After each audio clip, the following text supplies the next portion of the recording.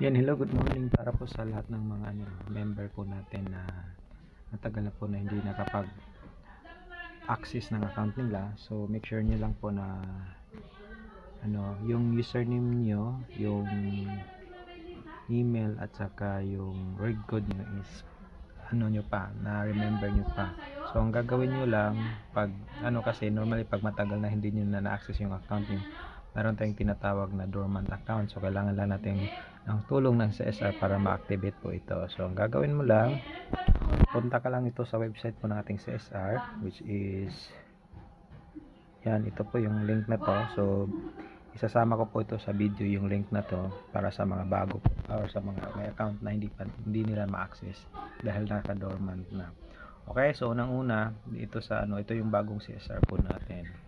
Kung ikaw po ay wala pang account po dito, mag-create lang po kayo ito pong sa ating sa bagong website ng CSR. Click mo lang yung sign in, tapos click mo tong don't have an account.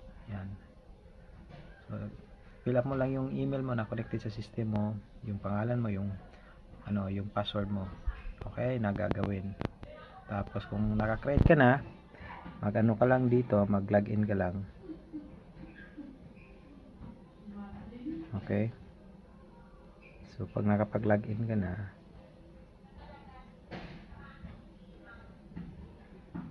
yan.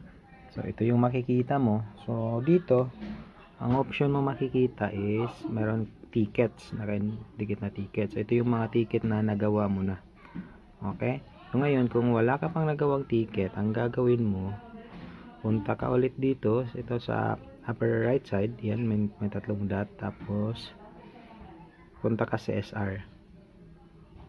Yan, punta mo sa CSR, input mo lang yung registration code mo. Yan, for example, G9 21769, tapos subject, for example, ano yung gusto mo. For example, ikaw dormant account, lagay mo dormant account activation.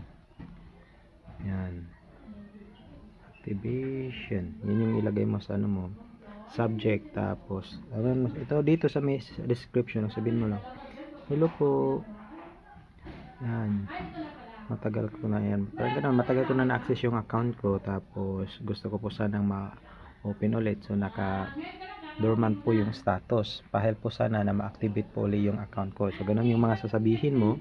Tapos attach ka lang po dito ng ID, tapos sabihin mo na attach ko po yung valid ID ko. So mag-attach ka dito ng ID mo, tapos submit.